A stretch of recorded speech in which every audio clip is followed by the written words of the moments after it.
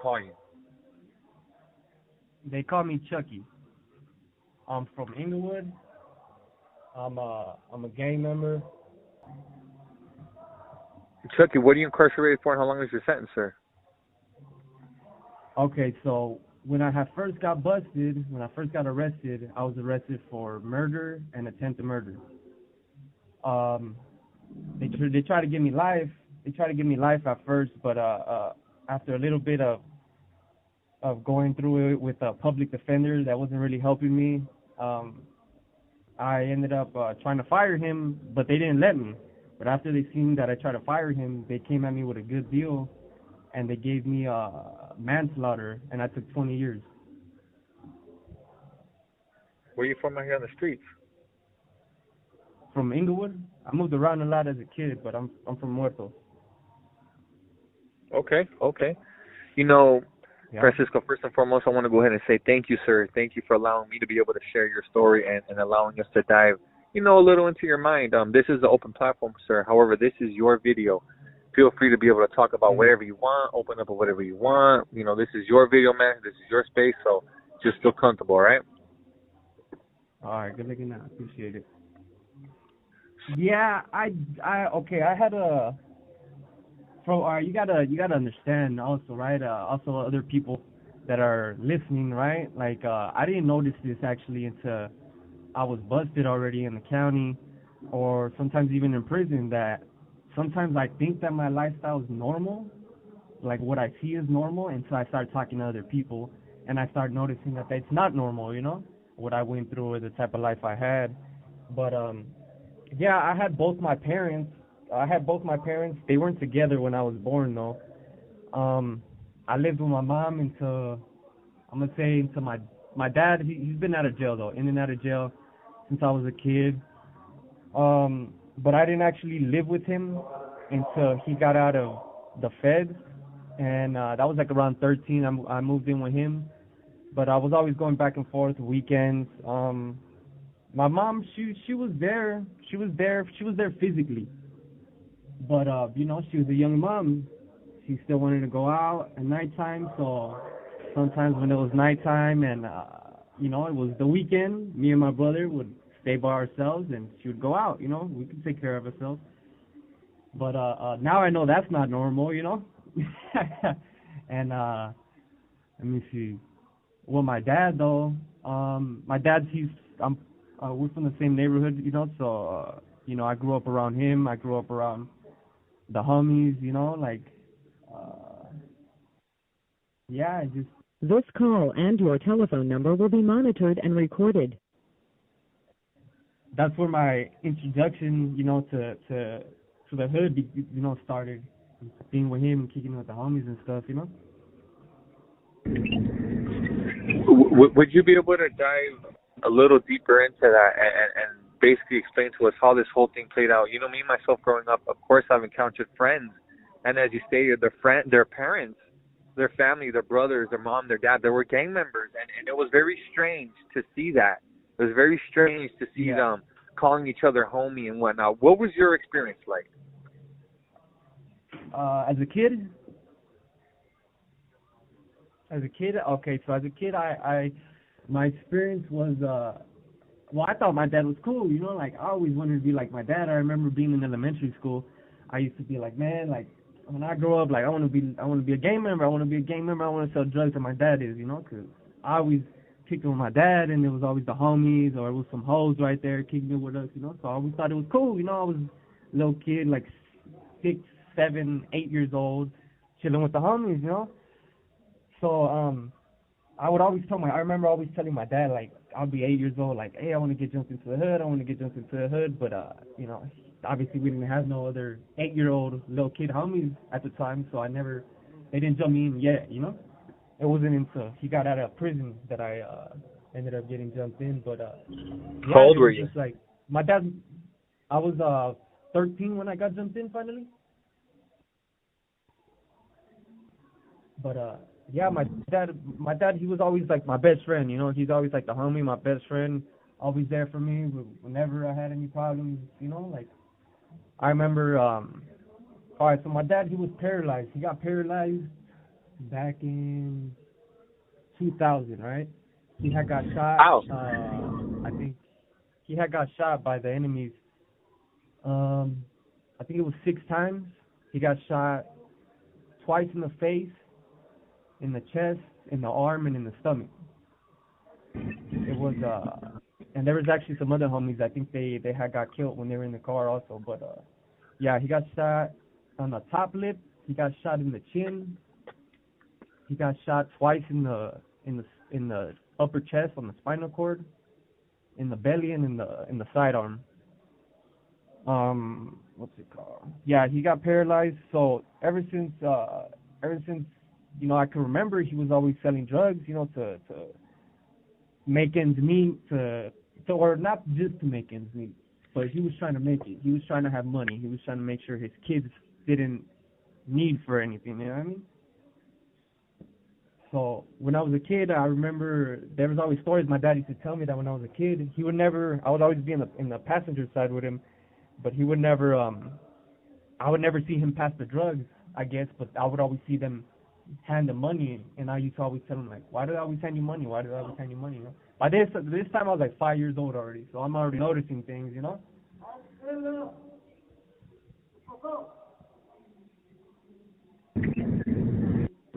Would you be able to take me there to that day that you found out that your father had been shot? Man, what kind of experience was like?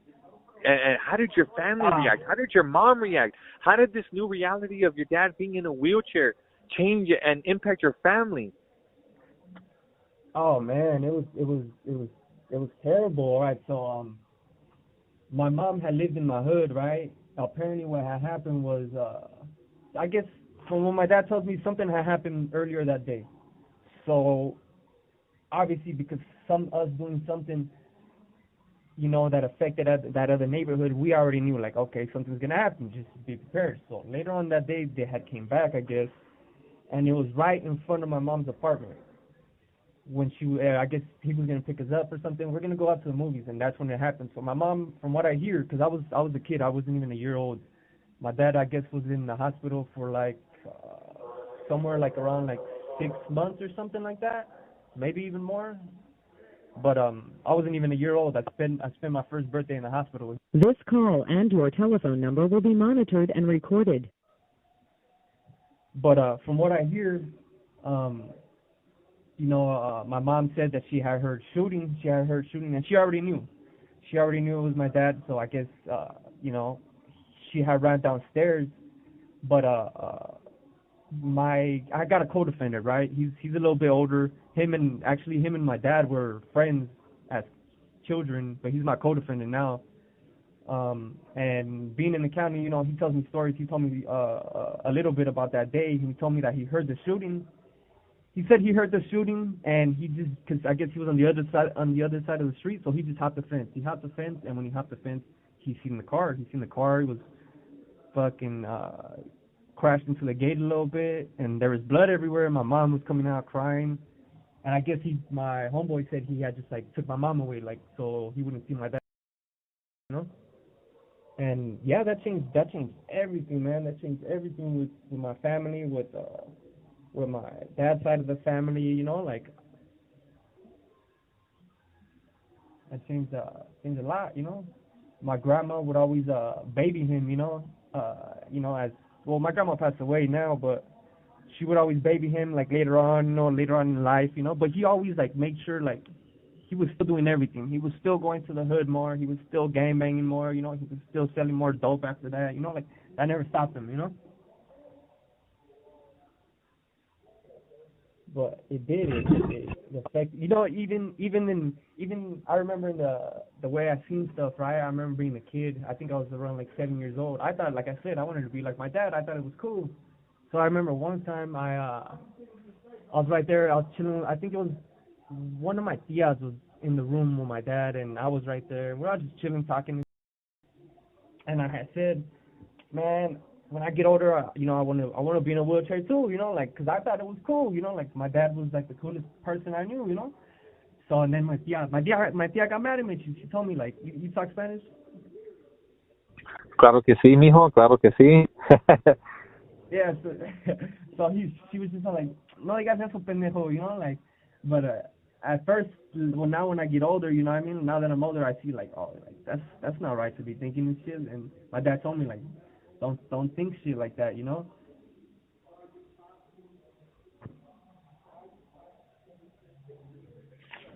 Well, by this time, you know, I'm already hearing stories. By this time, well, even before this time, by the time I was already like 8 years old, I remember I had, I was kind of there. I didn't see it, but I was in that area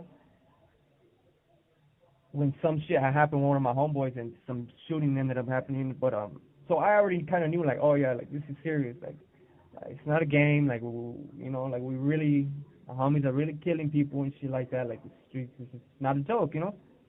So by the time my dad gets out of prison, um, he had did like 5 years in the feds, right? He did like 5 years. By the time he gets out, you know, he's trying to do good. He's trying to be there for us. But by this time, I noticed that while, you know, my conversations with my dad in prison, they kind of started changing. Like with certain stuff where I would thought like, oh, he's gonna think it's cool. Like I started noticing he would get like a little upset and he'd try to be like, he tried to be like more like a father, you know, while he was busted and stuff, you know. So by the time he got out, I noticed he had changed a little bit. He was kind of like trying to be a dad more than he was trying to be like a homie and shit, you know. But so he's trying to do good when he first gets out. First 2 months, right? 2, 3 months, 3 months is that. But you know, he's struggling. You have 60 seconds remaining. Sorry if I call you back. Yeah, please call me back, Francisco. You know, my dad had just got out of prison, and he's, you know, he's trying to do good for the first like 2 months or so. You know, he's not asking more than that. You know, but he's for like no more than 3 months maybe, and then he notices that it's getting a little hard on him. You know, he can't really do it and shit. You know, so he ends up going back to selling drugs. And yeah, I think I was like around 13, so I started helping him out. You know, I start, like I said, he's in a wheelchair, so it's a little hard for him. So by 13, I start weighing out dope. You know, like start weighing out and helping him out. Start going with him. Sometimes if he was out and people would just pull up to the house, I'll just end up doing it myself, and I'll bag it up for them and give it to them, and they'll give me the money and all that, you know. And that's kind of what my life was for, you know, a couple years until I got a little bit older, and I just started doing stuff myself, started living my life, you know, because I've been busted since I was 19, so it's not that long, you know. Okay, so you got to remember, right, as a kid, there's a kid, you know, I grew up like around a lot of different homies, and I knew, so there's a couple homies that they had got busted for murders and stuff. There's one in particular, it's the homie, they call him Chinaman. He's been down for a long time. He's recently trying to see if he could get out, some way if he could get out, you know, because all these new laws are changing for us, you know. But there's certain homies that I grew close to, you know, that they like, because there's some homies, you know, they're a little older and they see me as a kid and they just think like, oh, he's just a kid, you know. But there were some homies, I guess you would say like they already knew I was gonna be from the hood, so they were like accepting me a little bit more. They chill with me, you know, they'll kick it with me, you know, they'll talk to me and all that, you know. But yeah, the homie Chinaman, he was one of them. I think he had got busted when I was around like 7 years old. But when I was out there, he would still call every once in a while, you know. I went to his appeal one time when I was like around like 16. But yeah, I think his name was, damn, I forgot his name. Philip, I think. If you look him up, you could probably research him. But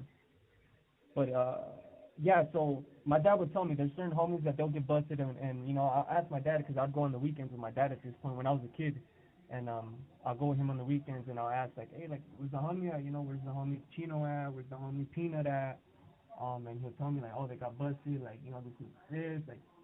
And I'll ask, you know, like, well, you know, when are they gonna get out? You know, I think my dad told me with the homie Chino, like, yeah, he's probably never gonna get out, you know. So it's just kind of something I was like used to as a kid, like because this gang life, right? This gang life kind of fucked up. And like I said, like it was normal for me, but I didn't notice it until later on. I didn't notice it until I started having conversations with people that weren't from hoods. And it's just kind of how we act. Like sometimes, yeah, like that's your homie from your hood, but then sometimes you have your boys, you know. So like I just had this conversation with my celly actually a week ago, but I was telling him something about like yeah, sometimes, you know, when you're out there in the streets, like the homies try to fuck each other's girls, try to baby mamas and shit, and he kind of looked at me kind of weird, like what, like that's not your friend, you know. And I was all like, well, but like we all kind of just do that, you know. That's just something regular, you know. And if you ask anybody else from other hoods, like that's just kind of what happens, you know. Like the only thing you can really do is like, whoa, like all right, like watch when I get a chance, you know. But that was just kind of normal to me. So when they would leave, it was just kind of normal, like, oh. I've been out there to Inglewood when I went to go grab some footage real quick for this little documentary series that I'm doing, Bonded by Trauma. Bro, it is wild out there. It is wild out there. And when you look at the statistics, there are so many damn homicides. Like, literally, you'll see 3 or 4 homicides within a 1 block radius. Like it's bad, bro. Yeah. How many different neighborhoods are out there, bro? That are out there right now, I would say, well, Hispanic neighborhoods or with the blacks? Both. With the Hispanic neighborhoods, I would say maybe around 5 or 6 of them that like really are set. There's been a lot of hoods that have kind of like died out. Black neighborhoods, honestly, I wouldn't be able to tell you. There's a good amount. Which ones are the Hispanics? There's This call and your telephone number will be monitored and recorded. There's Inglewood 13, there's 18, there's Stepa, there's us, there's, Malditos, there's, what else is over there? There's other neighborhoods that ended up dying out, but there's a lot of, those are kind of like the main, the Lennox is out there. Those are kind of like the main ones. All right, my friend. I know this might be a little bit difficult to talk about, but we're gonna have to go there. So just know that I appreciate you opening up, my friend. Obviously, this crime has impacted your life significantly, has changed your life, and has turned your whole world upside down. But before this unfortunate incident, I'm sure that you were living some sort of life, man. So 1 month before your crime, what is going on in your life? What are you doing? 1 month before my crime. Okay, so let me tell you a little bit before that. Let me tell you a little bit about how I was, before that. Okay, so like I said, I had, ended up doing my thing a little bit, like branching off, not really branching off from my dad because I always stayed in contact with him, I always helped him, or I always lived with him, but I just kind of started going on my own way, right? Like I said, my dad, he tried to be a father. He started not trying to be a father, but he started acting like a father more, as he got out. So I was already from the hood, and I would want to go to the hood, and he'll tell me, no, don't go to the hood. I'm going to tell the homies to beat you up or some shit, if they see you over there, whatever, And it wasn't until, a little bit later, until I got my car, that I was just like, you know what, fuck it. I'm going to just start going to the hood, fuck it, whatever happens and shit. I was around 16, 17. I just started going more and more and more. I would be there a lot more, And so by that time, I'm going to the hood. By this time, I started doing drugs because the female I was with that. This call and your telephone number will be monitored and recorded. Introduced me to it. So I started doing drugs. I started being in the hood. But I always had a job. I always made sure I had money. Yes, either I had a job or I was slinging dope, whichever the case is, And then I ended up finding my baby mom. She ends up living with me. We end up having my daughter. We have my daughter by this time. I'm making sure I got a job or something. Like I said, it's still the same thing. Either I got a job and I'm supporting my family, I'm supporting my child, and or because there's been times where obviously, you know, by me going, I've actually lost a job before because the homie had got shot and I was in the hood all the time. So I had lost a job because I was late because I was in the hood. So if I didn't have a job, I was slanging dope. I would pick up dope and I made sure, you know, my family was good. And by this time, you know, yeah, I have my daughter. I'm taking care of my daughter. I'm going to the hood on the weekend just to see what's good with the homies and shit. And that's it. And then I catch this case, and I was still out for like 6 months. And then I got busted.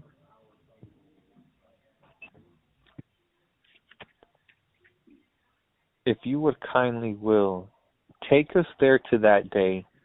You wake up. How did this whole thing play out, my friend? How did you find yourself in this situation, and what compelled you to do what you did, man? What happened, brother? Okay, you know what it was? This day it was I was gonna pick up some dope again to sell, you know, and I ended up going with the homie. He was living in a halfway house. Went to go with the homie. I went with him. We were chilling. We went to go pick up some dope off of somebody that you knew, and you know, the deal didn't go bad. I guess they just had an exchange of words, and you know, shit happens, and you know, I backed up the homie.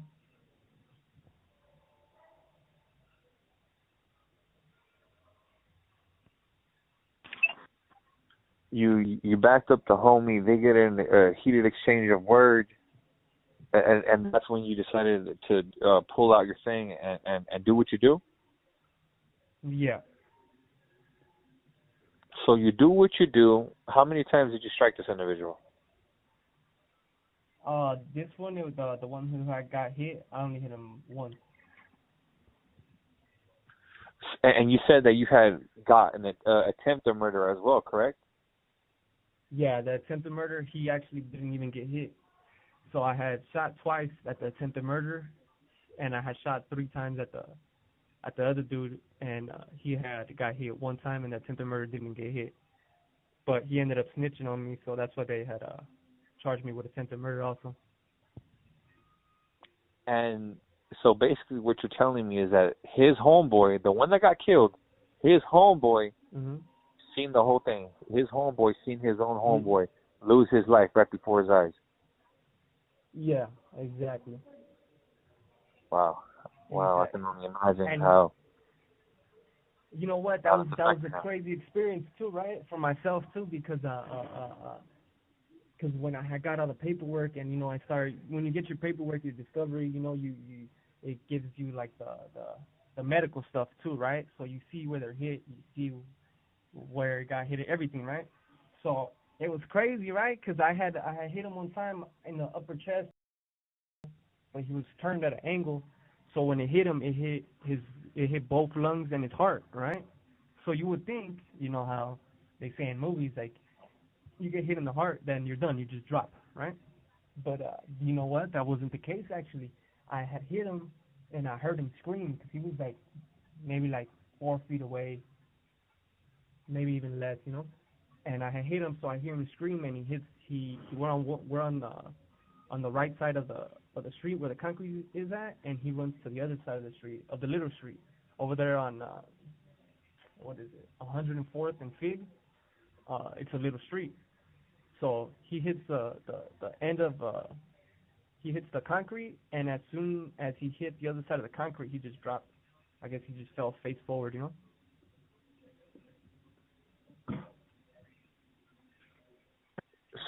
So you take this individual's life. What proceeds to happen after that? Where did you go? And that day, that night, were you looking on the news? Were you looking at the newspaper? Were you trying to find out what the heck is going on? And at that point in time in life, did you know that he had lost his life? You have 60 seconds remaining. Sorry, if I call you back real quick? Yes, sir, please. All right. So by this time, you know, I didn't know he was dead yet. I had got in the car and, you know, drove away and everything. Yeah, typically, when I end up doing some stuff, I usually always, look it up right after, see if I could find any word about it. But you know what? That time I didn't find nothing. I didn't find nothing for like a week, so I just stopped looking it up. It wasn't until like maybe like a month later, maybe a little bit less. I ended up meeting up with my homeboy again, and cause we didn't go the same way or whatever. He ended up staying there, but I ended up going again to see him, and he ended up telling me that I had killed one of them and that the other one didn't get hit. Initially, I had thought like, okay, like I had shot both of them and shit.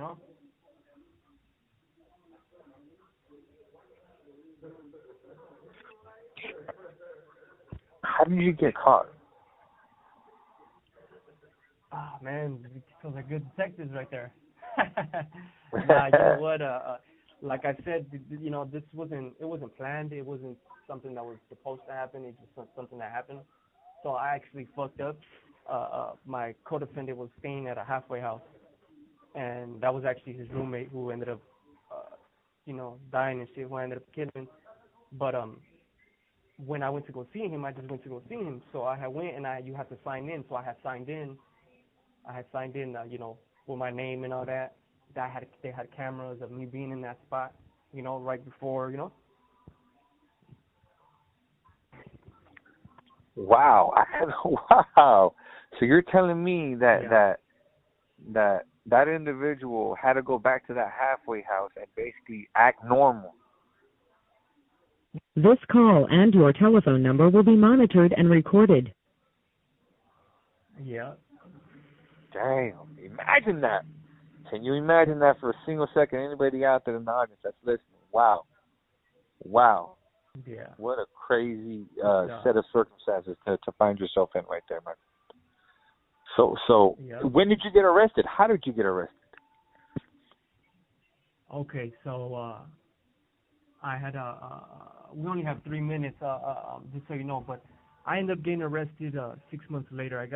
This happened around July 25th, I think it was, of 2018. I ended up getting busted in January 9th of 2019, which, it was a blessing a little bit that much time went, because I was in that 6 months, I was able to spend the holidays with my family, with my daughter, had my first, holidays with my daughter basically, and I was able to get my baby mom pregnant again. So I have 2 babies now. So I was able to do that, but 6 months happened, and that morning I had went to go help out my dad to get something from Pick Apart because his car wasn't working. So I had went, and I noticed there was cars following me, but I had been noticed it was that there was people following me, but I didn't know it was cops. I thought it was somebody else. I thought it was another gang member or something, because some other shit had happened right before, and like a couple weeks before, and so I noticed that, but I went to go get gas. I didn't have gas, and when I was right there paying, there's a cop who had went inside, and you gotta act normal when you're a gang member, especially, So you look at him, you don't act all stiff, and he gets close to me and he grabs me by the arm, and handcuffs me, and that's when they took me out, and I seen the helicopters and the undercovers behind my car and all that, and I was like, damn, it's over,